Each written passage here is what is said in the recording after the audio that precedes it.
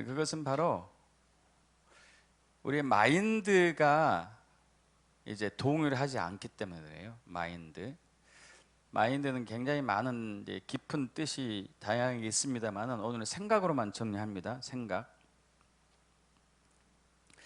생각의 한계 때문에 우리는 우리가 믿는다고 한 바들이 성취되지가 않습니다. 한마디로 우리는 우리 자신이 생각한 것만큼만 믿어요. 저와 여러분이 생각한 것만큼만 믿어요. 이 생각의 틀을 벗어나면은 믿음으로 오지 않아요. 말로는 믿습니다 하더라도 생각의 틀을 벗어나게 되면은 믿음으로 오지 않습니다. 저와 여러분의 생각은 항상 틀이 있어요. 고정된 틀.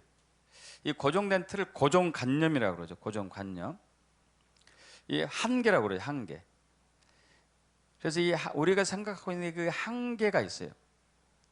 한계를 벗어나게 되면은 우리는 본능적으로 우리 내부에서 그걸 거부하게 돼 있어요. 왜냐하면은 우리는 우리가 보이는 이 세상의 환경을 우리 스스로 적응해 오면서 살아왔기 때문에 그래요.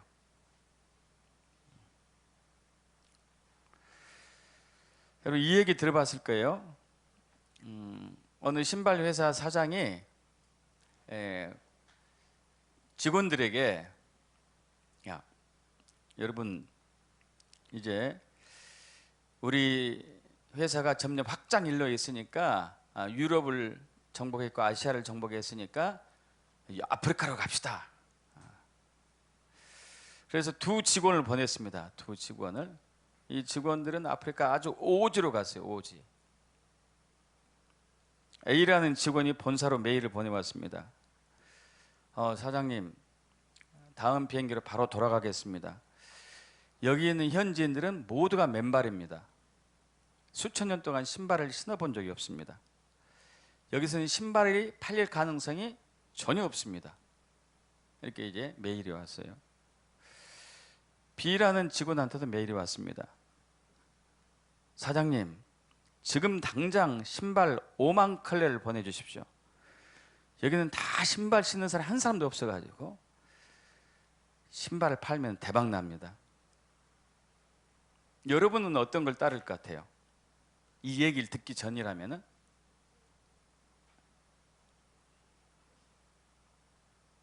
신발을 신어본 적이 한 번도 없는 사람한테서 신발을 판다는 게 정말 쉽지 않아요.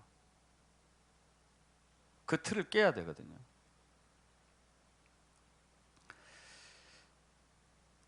중국에 이런 얘기했습니다. 중국 남방의 한 대기업에서 높은 연봉을 내걸고 영업사원을 모집했어요.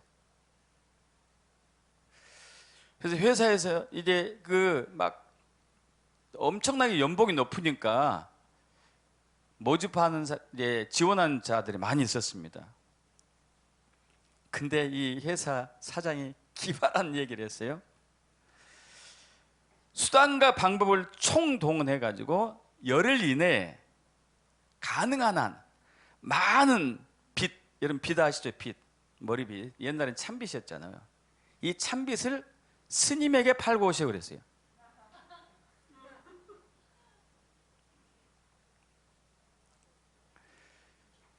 다 포기하고 세 사람이 남았어요. 세 사람.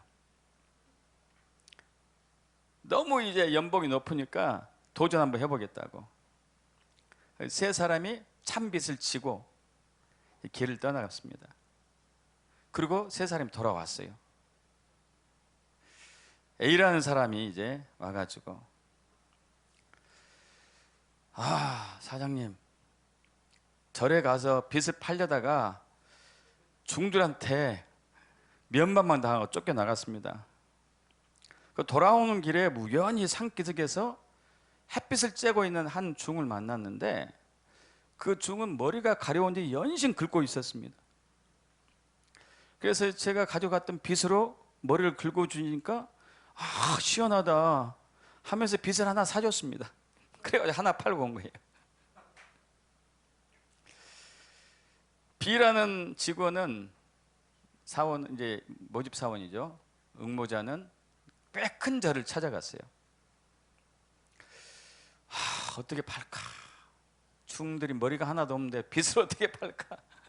어떻게 팔까 고민하다가 참배를 하러 온 신자들이 이제 산을 오르다 보니까 머리가 헝클어지는 거 보고 그 절 주지 스님한테 얘기했어요.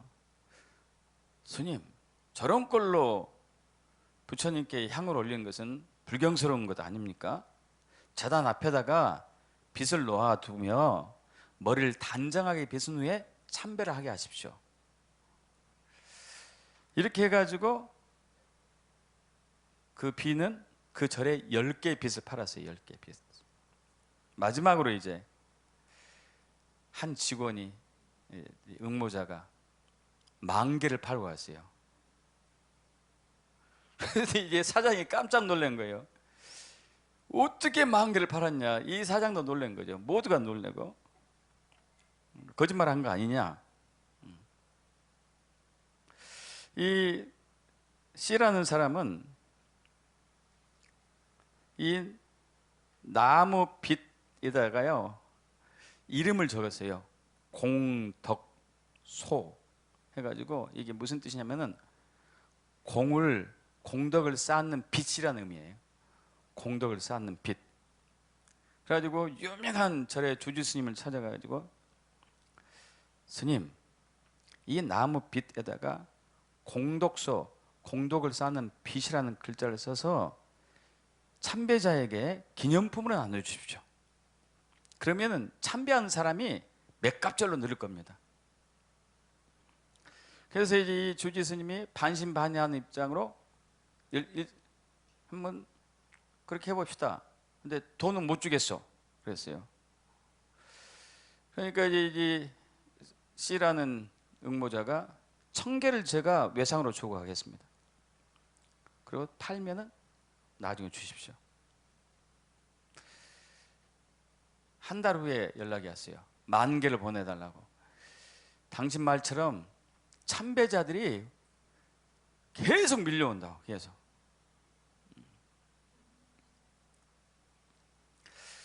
여러분, 믿음은 우리가 현재 살아가고 있는 이 삶의 방식의 틀을 벗어나야지만 믿음으로 가요. 우리는 우리가 살고 있는 이 틀의 삶의 방식에 내에서 반응을 해요. 이건 믿음이 아니에요. 믿음이. 이거 여러분 유튜브 본 적 있을 거예요.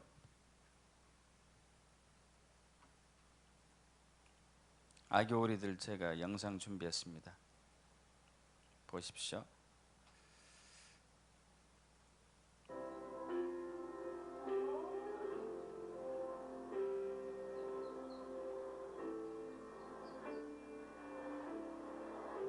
몇 마리나 올라갈 것 같아요, 여러분?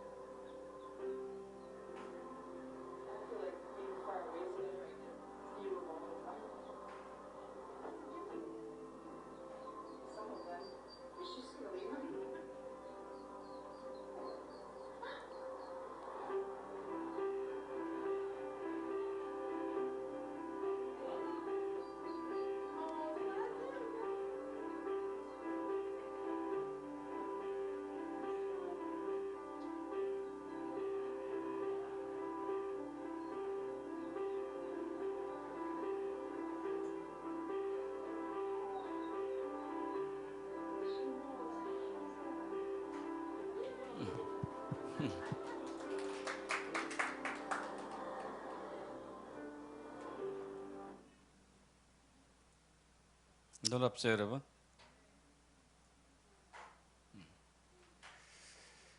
믿음은 우리의 한계를 넘어서야 돼요.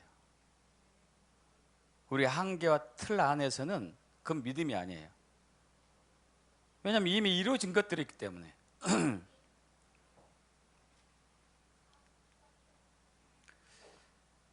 창세기 12장에서 하나님께서 75년 동안 갈대아 우르에 살고 있었던, 가족들과 함께 살고 있었던 아브라함을 부릅니다. 너의 고향과 친척과 아버지의 집을 떠나 내가 내게 보여줄 땅으로 가라. 내가 너로 큰 민족을 이루고 내게 복을 주어 내 이름을 창대하게 하리니 너는 복이 될지라. 너를 축복하는 자에게 내가 복을 내리고 너를 저주하는 자에게 내가 저주하리니 땅의 모든 족속이 너로 말미암아 복을 얻을 것이라. 여러분 한번 생각해 보셔봐요. 여러분이 아브라함이에요. 시골에서, 깡 시골에서 살고 있어요. 어느 날 하나님이 찾아가지고, 야, 너 이쪽으로 가면 내가 너 민족에, 너를 통해서 모든 민족이 복을 받게 할 거야. 그럼 믿어질까 이게? 정말 쉽지 않아요.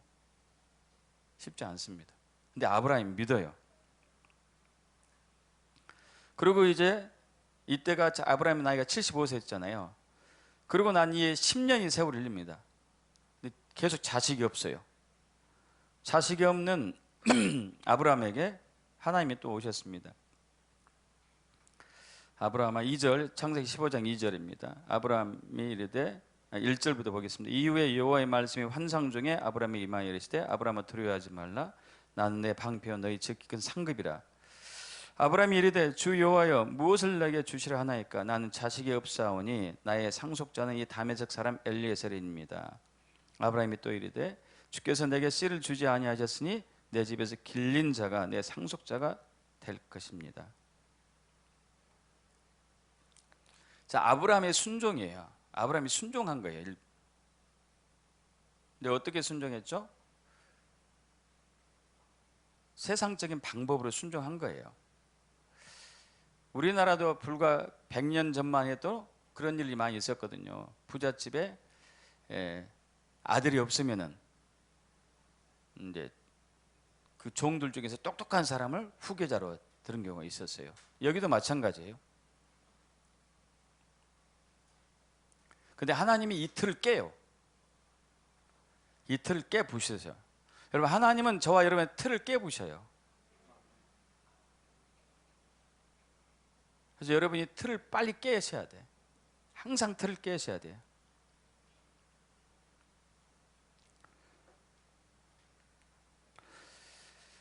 그러자 하나님께서 얘기하십니다. 그 엘리에셀 네 상속자가 아니다. 네 몸에서 날짜가 네 상속자가 된다. 그러면서 이제 밖으로 나가서 봐라. 하늘 봐라. 무뼈를 셀 수 있나? 봐라. 내가 너의 후손을 이처럼 많게 할 거다. 아브라함이 이를 믿어요. 85세 된 아브라함이. 놀라운 것입니다, 여러분.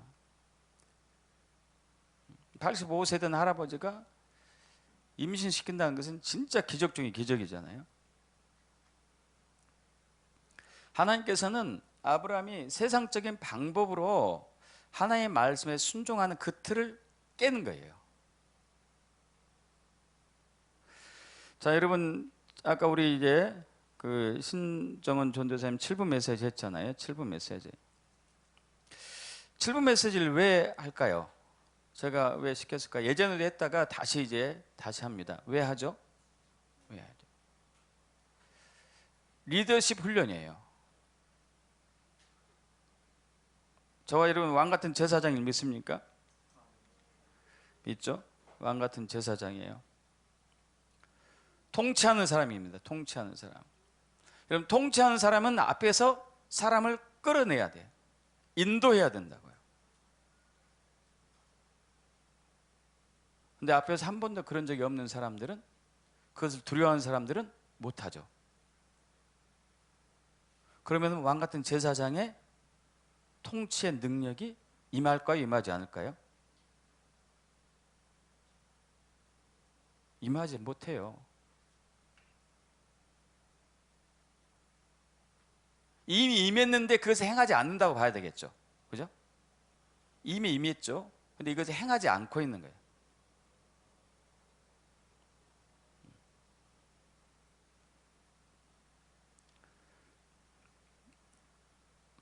이건 병아리 21일 되면 부화하죠. 병아리 껍질이, 계란 껍질이 단단합니까? 아니면 물론 아직 약합니까? 단단해요. 근데 이 단단한 껍질을 어떻게 깨고 나오죠? 누가 깨요? 쥐가 깨요. 그 단단한 껍질을 어떻게 깰까요?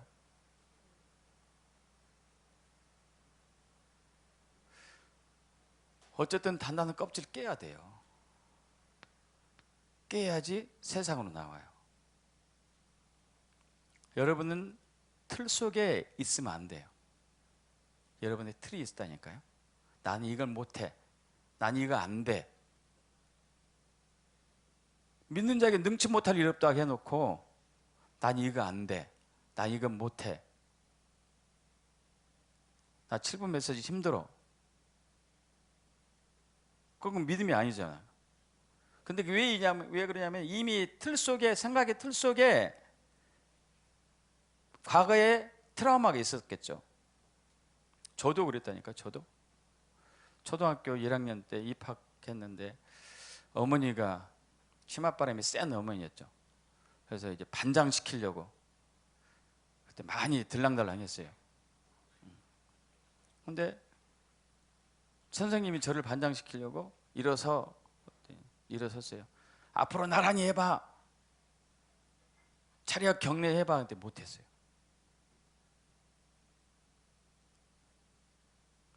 이게 너무 창피해가지고 그 다음 날부터 학교 안 가고 도망 다녔죠. 2주 만에 붙잡혀가지고 끌려왔지. 그게 트라우마가 어른 돼서도 오더라고요. 그게 누가 앞에서 얘기하면은 심장이 막 뛰고 얼굴이 빨개지고 목소리가 기어져 들어가요. 근데 어디 가면 꼭 장을 시켜. 이상하더라고 이게. 못하는데 장을 시켜요. 근데 또 한편은 또 하고 싶어 이게. 근데 또 막상 앞에 서면 안 돼요. 이것은 오랜 시행착오를 거쳤어요. 오랜 시행착오. 이 틀을 깨는 데 있어서. 여러분 틀을 깨셔야 돼요. 깨야지만이 하나님의 언약의 말씀이 내 삶에 성취가 돼요. 성취가.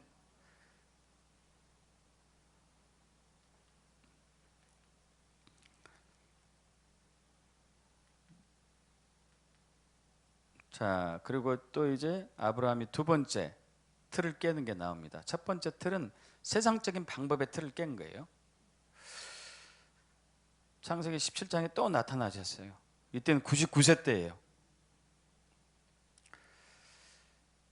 그래서 이제 언약을 말씀하시고 17장 4절에 보라 내 언약을 너와 함께 있으니 내 언약이 너와 함께 있으니 너는 여러 민족의 아버지가 될지라. 이제 후로는 내 이름을 아브라함이라 하지 아니하고 아브라함이라 하리니 이는 내가 너를 여러 민족의 아버지가 되게 함이니라. 아브라함은 그냥 일반 보통 아버지인데요. 아브라함은 민족의 아버지예요. 이름까지 바꿨어요. 이름까지. 아브라함은 높은 아버지란 뜻이고 아브라함은 민족의 아버지라는 얘기거든요. 근데 이 당시는 아브라함에게 아내 사라가 자기의 여종 하가를 아브라함하고 잠자리하게 해가지고 13년 전에 출산한 애 이스마엘이라는 애가 있었어요. 13살 된 이스마엘. 그래서 그러니까 아브라함이 17절에 속으로 웃어요. 내가 나이가 몇인데 99살인데 아내는 89살이고 이거 말도 안 되지. 어떻게 우리 둘 몸에서 자식이 낳지? 하면서 이스마엘이나 하나님 앞에 내 후계자가 되기를 원합니다. 그러죠. 그러니까 하나님이 뭐라고 그러죠? 19절 합독합니다. 하나님이 이르시되 아니라 내 아내 사라가 내게 아들을 낳으리니 너는 그 이름을 이삭이라 하라. 내가 그와 내 언약을 세우니 그의 후손에게 영원한 언약이 되리라. 다시 한번요. 앞에 다 쳐다보시고 하나님이 이르시되 아니라 내 아내 사라가 내게 아들을 낳으리니 너는 그 이름을 이삭이라 하라. 내가 그와 내 언약을 세우니 그의 후손에게 영원한 언약이 되리라. 하면서 그 언약의 징표로 할례, 포경 수술을 온 가족이 하게 되죠. 자, 두 번째 아브라함의 돌파가 있어요. 하나님이 돌파를 하게 하셔요. 인간적인 방법을 깨라 이거예요. 인간의 방법으로, 인간적인 방법으로는 99살 100세에 애를 낳을 수 없어요. 90세에 애를 낳을 수 없다는 얘기죠. 아니다. 난 할 수 있다. 그래서 아브라함이 믿어요. 할렐루야. 여러분, 믿음은 틀을 깨야 돼요. 세상적인 방법에 갇혀 살았던 우리의 틀을 깨야 되고 인간적인 방법에 살아왔던 우리의 틀을 깨야 돼요.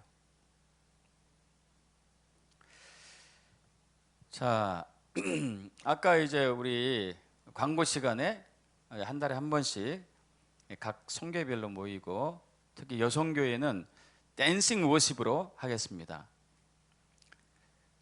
저는 굉장히 감사하고 기뻤어요. 왜냐하면 기존의 틀을 깬 거거든요. 우리 교회는 비교적 예배 때 자유로운 분위기 속에서 춤도 추기도 하고 율동도 하기도 하고 손을 들기도 하고 서서 이렇게 예배하긴 하지만 그것이 머물러 있으면 안 되거든요. 그 틀을 깨야 되거든요.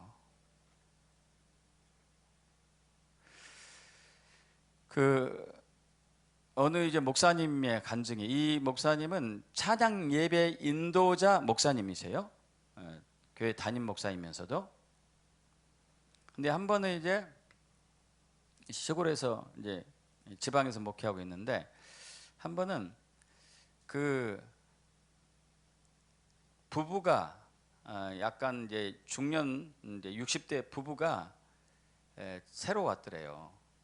근데 나중에 알고 보니까 그 딸이 출산을 해가지고 이제 간호를 하고 석 달 동안 딸을 이제 간호를 하러 온 거예요. 근데 이제 이 교회는 목사님이 워십 인도자이기 때문에 굉장히 막 강력하게 예배를 해요. 춤추면서 막 손을 들고 막 뛰어다니고 막 이렇게 예배해요. 이 부부는, 중년 부부는 이런 게 너무 어색한 거예요. 근데 바로 코앞이 이제 교회니까, 딸 집 앞이니까 또 빨리 보고 예배 보고 얘를 돌봐줘야 되니까, 상간호를 해야 되니까 가까운 데를 할 수 없이 가는 거죠. 첫째 주 갔다가 이제 너무 이건 아니야. 두 번째 주도 마찬가지고, 세 번째 주도 마찬가지고, 네 번째 주도 마찬가지고. 근데 이렇게 계속 하면서 아니 이 양반들이 도대체 뭐 때문에 저렇게 팔짝팔짝 뛰어다니고 막 기쁨으로 찬양하고 있나 궁금하더래요. 이렇게 쳐다보니 그때부터 사람들 쳐다보기 시작한 거예요. 근데 그 얼굴이 너무 기쁘고 막 행복하고 감격이 넘치는 예배를 하고 있는 것을 보면서 나는 예배할 때, 찬양할 때 한 번도 저런 적이 없었는데 여기 교인들은 왜 이렇게 저렇게 밝고 환하고 기쁜 모습으로 예배하는가. 야, 저렇게 예배하면 진짜 하나님이 기뻐하시겠다, 이런 생각이 들기 시작한 거죠. 그러면서 다섯째 주 되는 날 나도 한번 손 들어봐. 그러다가 이제 이만큼 들다가 내린 거예요. 이만큼 들다가 내렸어요. 여섯째 되는 날 에라 모르겠다, 이판사판이지 뭐 하면서 이제 뭐 이렇게 한다고 해서 누가 나를 보는 것도 아니고 이렇게 예배하는 모습을 보니까 다른 사람 의식을 하지 않더래요. 자기를 의식을 하지 않더래요. 자기를 내가 새로 왔는지 몇 주 왔는지 생각도 안 쳐다보지도 않더래요. 그래서 나도 쳐다보지 않고 나도 쟤들 쳐다볼 필요도 없고 내가 손 들고 하지 딱 하는데 척추에서 우두두둑 하는 소리가 들린 거예요. 그래서 이건 뭐야? 뭐 고장 났나? 하고 어쨌든 이제 하는데 갑자기 척추가 시원해지더니 너무 기분이 좋은 거예요. 기분이 좋은 상태에서 이제 예배 끝났죠. 이분이 이제 허리하고 목에 디스크가 있어가지고 고정적으로 병원을 다녀요. 또 이제 딸 집에 왔지만은 약을 타러 병원에 갔죠. 근데 이제 안 아프니까 의사 선생님한테 요즘 덜 아픈데 뭔 변화가 있나 보십시오 했더니 사진 찍었는데 정상이 됐어요.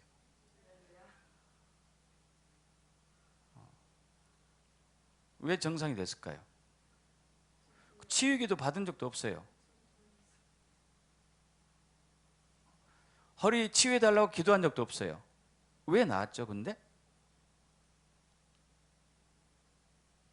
그의 믿음이 돌파가 된 거예요. 가지고 있던 고정관념이 깨진 거라고요. 틀이 벗겨진 거죠.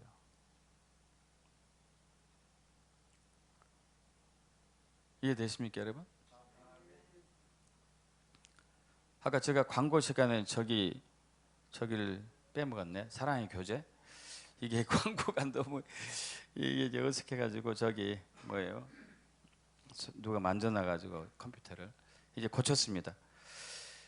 우리가 사랑의 친교 시간 다시 했잖아요. 옛날에 쭉 하다가 그때 화요일 날도 화요 집회 때 항상 했었었는데 한 권사님의 이제 고백이에요.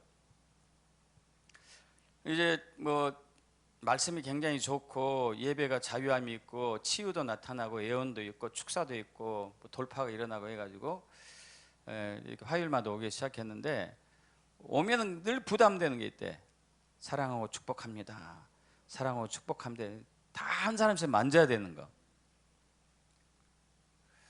나중에 이제 3개월 후에 고백을 했어요. 이분이 처음에 한 달 동안은 속에서 그랬대요. 내가 저 사람 사랑하지도 않는데 왜 이 얘기를 해야 돼? 내가 저 사람하고 관계도 없는데 내가 감사할 일이 뭐가 있다고 이 얘기를 해야 되냐고. 속에서 계속.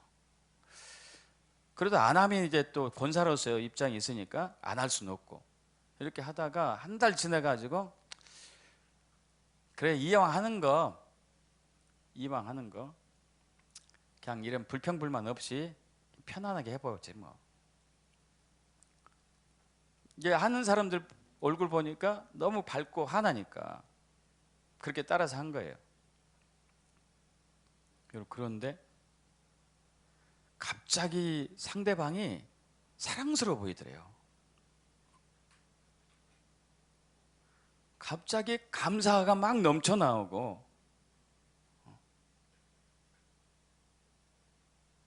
그리고 한 달 후에 무슨 일이었냐면요. 그분이 이제 매장을 갖고 있었는데 매출이 2배가 딱 올랐어. 2배. 그래서 나중에 간증했어요. 저한테. 감사함으로 순종하면은 이게 열매가 있다. 왜 그분 삶에 재정의 변화가 있죠? 틀을 깨서 그래요. 틀을 가지고 있었던 틀을 깼단 말이에요. 고정관념을 깬 거죠. 제가 2019년에 우간다에서 킹덤의 불을 이제 받았잖아요. 왜 그때 킹덤의 불을 받게 되었는가 나중에 이제 알게 됐어요. 나중에 다 같이 갔던 사람은 못 받았어요. 저 혼자만 받았어요. 2,000명이 왔는데 전 세계에서 2,000명이 왔어요. 우리 한국에서 한 50명 가고 전 세계에서 2,000명 가는데 저만 받았어. 거기는 예배가 길어요. 기본이 1시간이고 1시간으로 안 끝나요. 또 자물림 목사님 올라오면 또 한 번 예배 또 해요. 찬양과 경배를 1시간 반, 2시간, 어떤 경우 막 3시간 계속 길어져요. 근데 그렇게 하면서 한 번은 제 마음속에 어떤 생각이 들었냐면은, 여기에 아무 사람도 없고 예수님과 나하고만 있다고 내가 생각해 보자. 여러분, 예배할 때 굉장히 중요한 거예요. 예수님과 나하고만 있다. 그럼 나는 어떤 모습으로 예수님을 찬양할 것인가? 여기는 아무도 없고 딱 둘만 있는 거야. 그분 앞에서 내가 어떻게 찬양할 것인가? 사실 저도 이제 부끄러움을 좀 많이 타는 스타일이어가지고 뭐 이렇게 손도 올리고 이렇게 하지만은 이게 확 자유하진 않아요. 자유하진 않아. 뭔가 어색한 거 있잖아요. 여러분 느껴지지 않으세요? 뭔가 어색한 거 있어요. 근데 이걸 깨보자. 이걸 깨부셔보자 하고, 깨부시려면 예수님과 나하고만 있다고 생각해야 되겠구나 하고 진짜 그렇게 했어요. 진짜로. 그러니까 이제 이게 그 전에는 이렇게 손을 올리고 막 흔들고 해도 좀 부자연스러운 게 보였나 봐, 사람들이. 근데 그러고 나서 내가 나를 생각할 때 굉장히 자연스러워졌다. 굉장히 자연스럽다. 그리고 굉장히 기쁘더라고요. 자유하고 기쁘고. 근데 놀라운 것이 있었어요. 사람들이 알더라고. 사람들이 알고, 그 전에는 세계에서 각지에서 온 사람들이 그냥 뭐 안면이 없잖아요, 이게. 그죠? 제가 지나가면은 목내라고 지나가. 목내라고.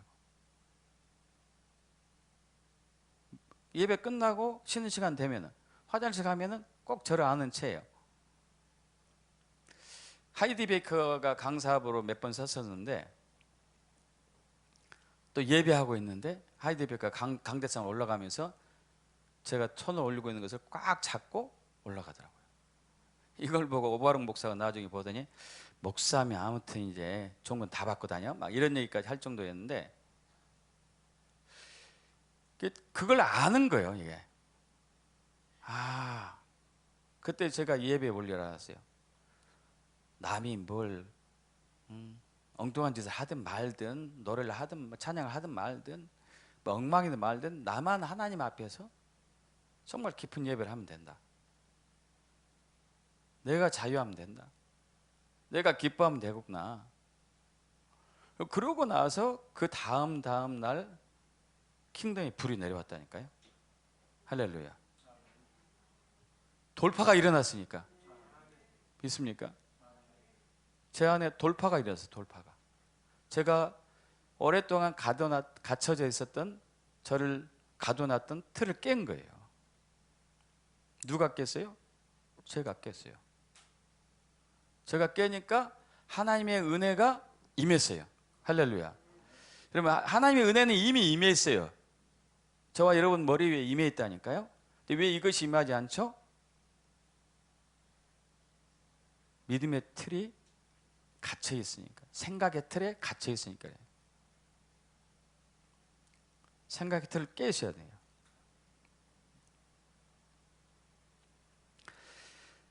자, 지금 아브라함이 두 번의 이제 돌파가 일어났어요. 한 번은 세상적인 방법으로 틀로 살았던 그 돌파가 일어났고, 그것을 깬 것이 일어났고, 두 번째는 인간적인 방법을 깼어요.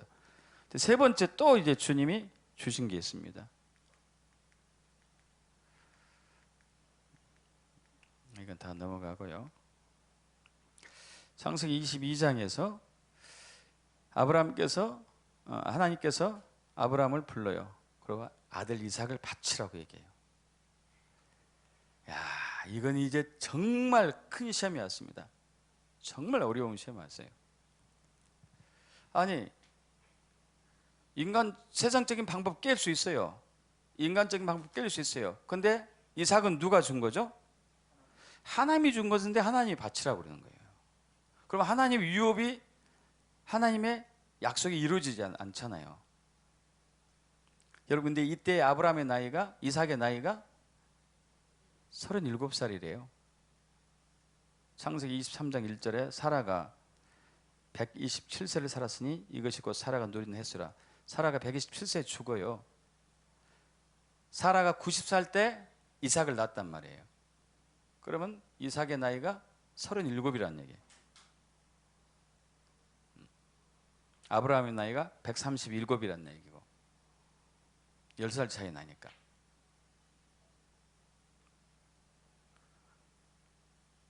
자, 근데 아브라함이 순종하는데 어떻게 순종해요? 히브리서 11장 17절에서 19절 합독합니다. 아브라함은 시험을 받을 때 믿음으로 이삭을 드렸으니 이는 그의 약속들을 받은 자로 돼 그 외아들 드렸느니라. 그에게 이미 말씀하시길 내 자손이야 칭할 자는 이삭으로 말미암으리라 하셨으니 그가 하나님이 능히 이삭을 죽은 자 가운데서 다시 살릴 줄 생각한지라.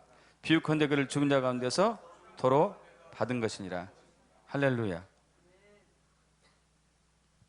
아브라함은 믿었어요. 이 아들 이삭은 하나님이 나의 상속자라 주셨는데 이 아들을 내가 죽여도 그리고 각을 떠가지고 번제단에 태워도 하나님이 이 아들을 다시 살릴 것이다. 할렐루야. 믿습니까, 여러분?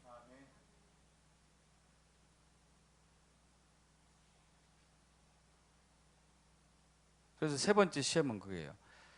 하나님이 주셨던 것도 하나님은 버리게 해요. 틀을 깨게 한다고요. 그 틀까지도 깨요. 예를 들면 이런 거예요. 이 출애굽기에 보면은 홍해 바다를 건너서 이제 가나안 광야로 입성한 이스라엘 민족이 나오잖아요.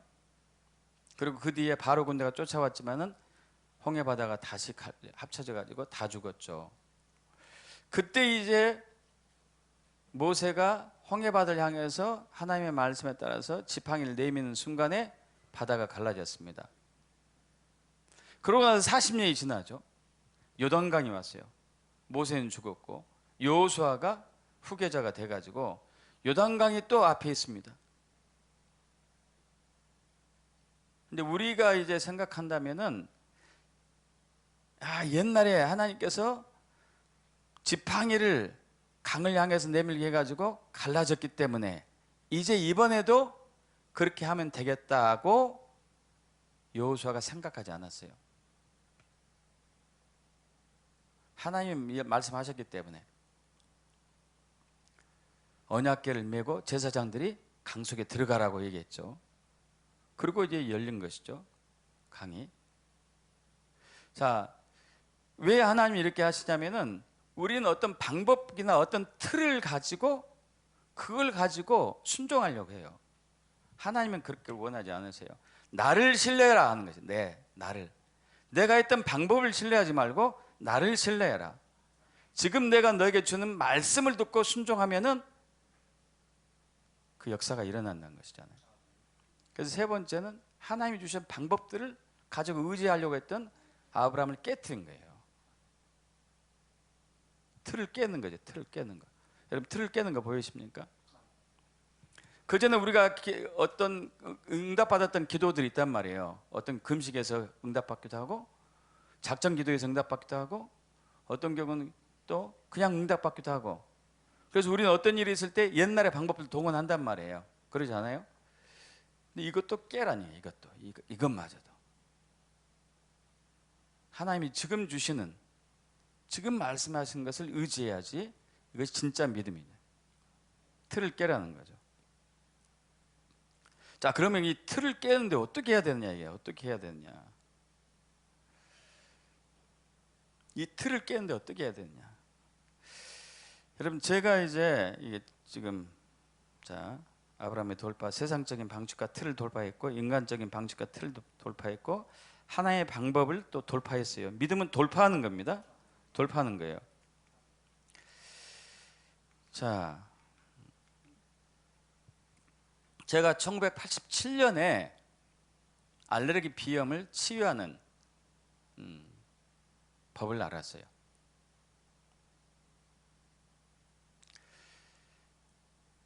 알레르기 비염의 특징이 있어요. 재채기 나오고 콧물 나오고 코 막히고 좀 심하면 눈이 가렵고.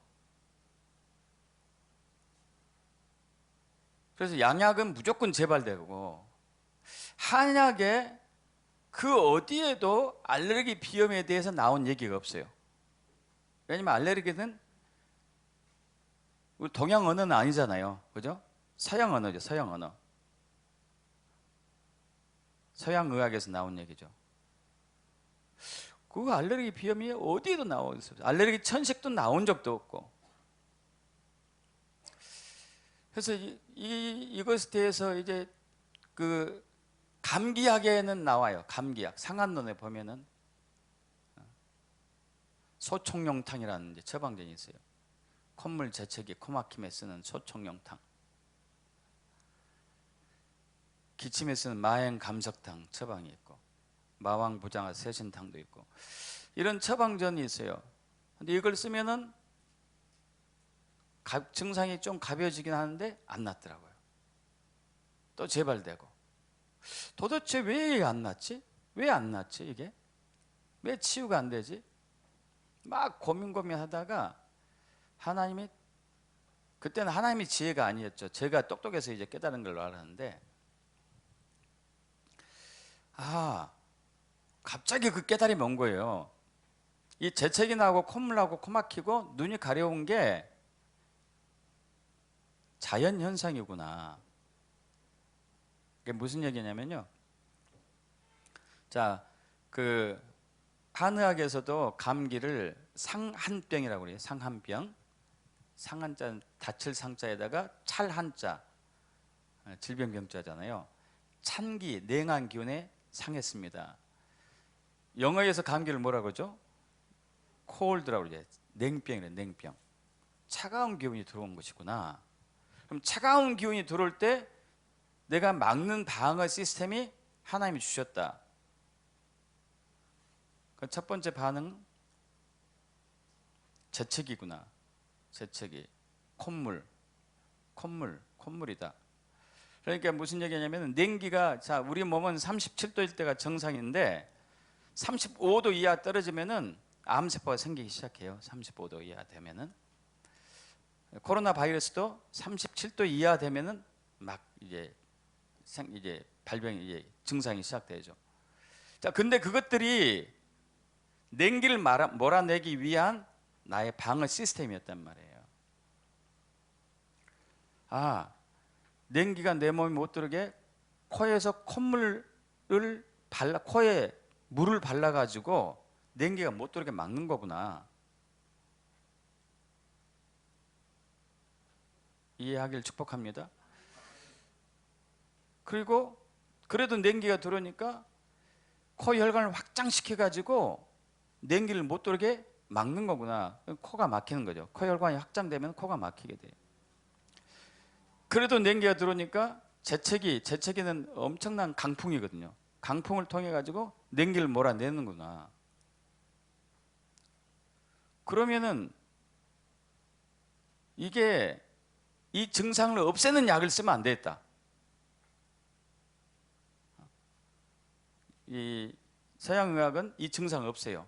항히스타민제를 써가지고 딱 콧물을 말리게 하고 혈관을 수축시켜버리고, 그럼 재채기 콧물 안 나와요. 안 나와. 코 막힌 거 없어지고. 근데 문제는 약기운 떨어지면 다시 원위치 되죠. 답이 뭐였을까요? 저 사람은 남들보다도 호흡기, 코, 기관지, 폐, 목, 이 호흡기가 냉한 사람이구나. 냉한 사람. 그 따뜻하게 하면 되겠네. 따뜻하게. 그래가지고 환자들에게 절대 찬 거 먹지 마십시오. 찬물도 먹지 마시고, 냉장고에 들어있는 과일도 조심하십시오. 잘 때 마스크 쓰고 자세요. 냉기를 막는 거죠. 냉기를 막는 거. 일어날 때 쿠라고 그러는데 코 주변 마사지 좀 해주세요. 체온 올리게, 냉기, 온도 올리게. 그리고 한약으로 한냉기를 쫓아내는 약들이 있어요. 뭐 박하, 세신, 계지, 뭐 이제 갈근, 백지, 뭐 이런 여러 가지 있습니다. 바나 이런 것들이. 그리고 이제 호흡기를 따뜻하게 해준 약, 인삼, 황기, 백출, 복령, 대추, 감초, 또 뜨겁게 해주는 약, 육개부자, 이런 것을 세게 해줬더니 치유가 되는 거예요. 전국에서 환자가 있어요. 전국에서 환자가. 알레르기 천식도 마찬가지고. 제가 2015년에 이스라엘을 2번째 갔잖아요. 그때 여러분 이제 김유민 목사님, 그분이 알레르기 천식이었어요. 알레르기 천식. 목사님 어떻게 하면 낫죠? 나을 수 있습니다. 일단은 이제 제가 여기 있는 동안에는 치료 좀 해줄 테니까 항상 잘 때 마스크 하고 자세요. 그러면 훨씬 덜 할 겁니다. 그 목사님 말 안 듣더라고요. 그리고 6년이 세월 지난 이후에 말 들었어요. 코로나 와가지고 다 전 국민 마스크 썼잖아요. 마스크 쓰고 다니면서 천식 없어졌어요. 냉기가 안 들어가니까.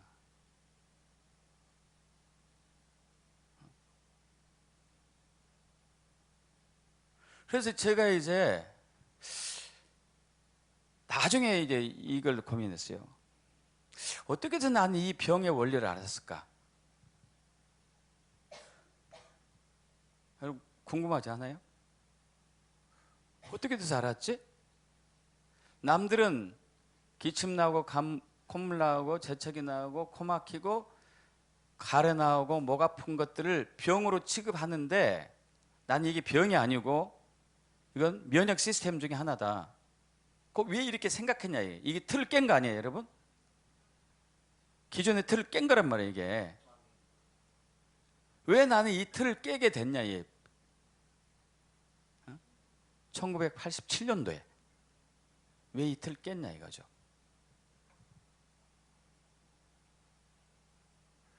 여러분 이게 말씀 때문이었어요. 말씀.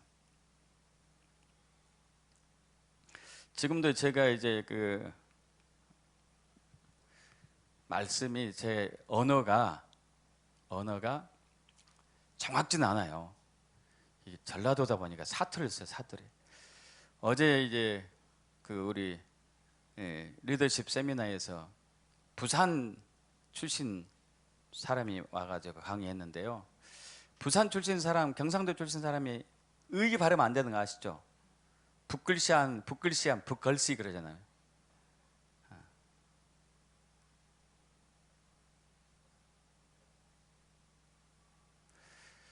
컬투쇼에 나온 얘기인데요. 컬투쇼. 그 어떤 이제 청년이 혀 짧은 소리 때문에 굉장히 스트레스가 많아, 트라우마 많고. 그래가지고 이제 택시를 타고 연희동으로 갔던가. 그래서 택시를 타가지고 연희동으로 왔대요. 가주서 이렇게 택시 기사한테. 택시 기사가 팍 뒤를 돌아본 거예요. 왜 돌아보지? 내 발음이 부정확했나? 그랬더니 학생도 혈따봐? 둘이 죽이 맞아가지고 다른 사람 못 알아듣는데 이 둘은 진짜 잘 알아듣는 거예요. 그래가지고 이제 연희동 다 왔다 했는데 학생이 말한 연희동이 아니었어요. 다른 데서 이렇게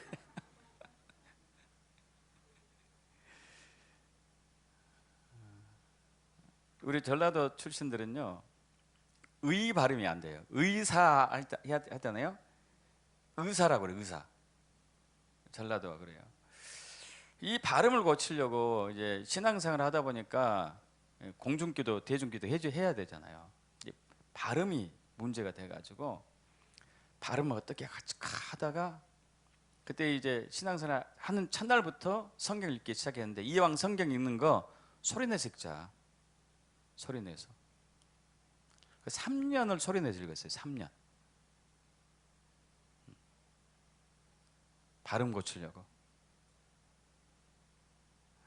저는 그냥 목적이 그거에서 발음만 고치면 된다. 발음 고쳐보자. 물론 이제 낮에는 잘 때는 자기 전에 한 이제 30분에서 1시간 동안 소리내서 읽고, 낮에는 이제 약국에서 성경 읽으면서 또 묵상도 하고. 3년을 딱 채울 때 이게 병이 보였어요. 병이. 무슨 얘기를 들려고 그러냐면은, 저와 여러분의 이 마인드, 생각이 바뀌는 것은 세상의 어떤 방법으로도 어떤 가치관도 안 바뀌어요. 말씀이 들어야 바뀌는 거예요. 말씀이. 근데 선포된 말씀, 선포된 말씀. 그래서 여러분, 말씀 기도 재단에 꼭 참여하라는 얘기가 바로 그거예요. 매일매일 말씀을 선포하셔야 돼요. 매일매일 말씀. 그래야지 이 경관 틀이 깨져요. 돌파가 일어난다고요. 여러분, 전 세계 어떤 사람도 이 사람 병 증상을 병 증상으로 보지 않는 사람이 거의 없어요. 다 병이라고 취급해. 혈압병이고 당뇨병이고. 저는 병으로 보지 않는다니까요. 심지어 암도 병으로 안 봐요.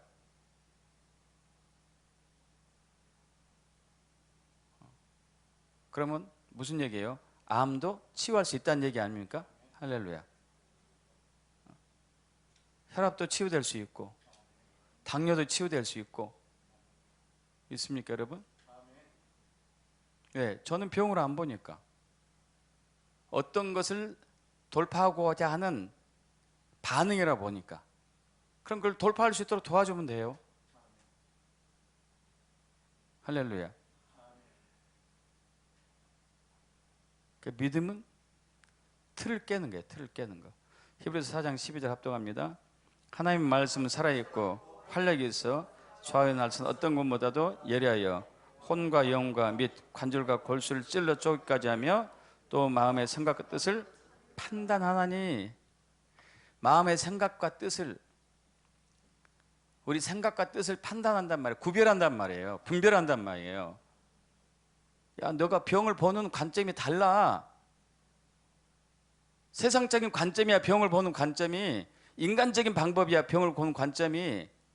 나 하나님은 그렇게 사람을 창조하지 않았어. 면역 시스템으로 병을 이겨낼 수 있는 반응으로 생각해 보면 돼. 할렐루야. 우리 많은 부분 그 틀을 가지고 살아요. 틀을 가지고.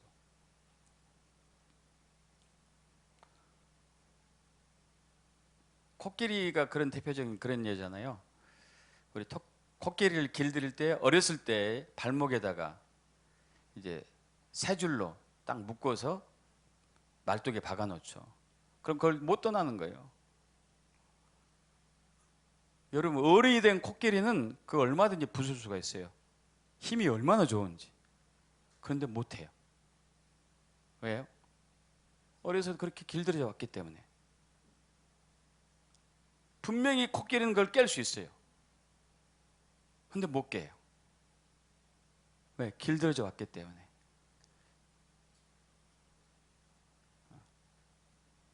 재채기, 콧물, 코막힘이 병이라고 수천 년간 믿어왔던 사람들은 그거 못 고쳐. 알레르기 비염. 저는 고쳐요. 왜? 병으로 안 보기 때문에. 틀을 깼기 때문에요. 믿습니까, 여러분? 그래서 믿음은 틀을 깨야 돼요. 생각의 틀을 깨셔야 돼. 생각의 틀을. 돌파가 일어나요. 그러려면은 말씀을 매일매일 선포하셔야 돼요. 그래야 이게 깨져나가요. 있습니까? 혼을 쪼개고 영을 쪼개고 관과 절을 쪼개고 골과 수를 쪼개고, 어떤 것이 하나님의 것이고 어떤 것이 세상적인 것이고 어떤 것이 사람 것이고,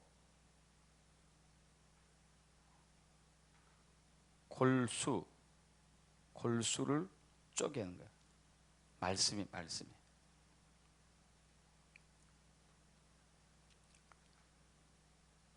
그렇게 되게 축복합니다. 할렐루야. 다 같이 일어나실까요?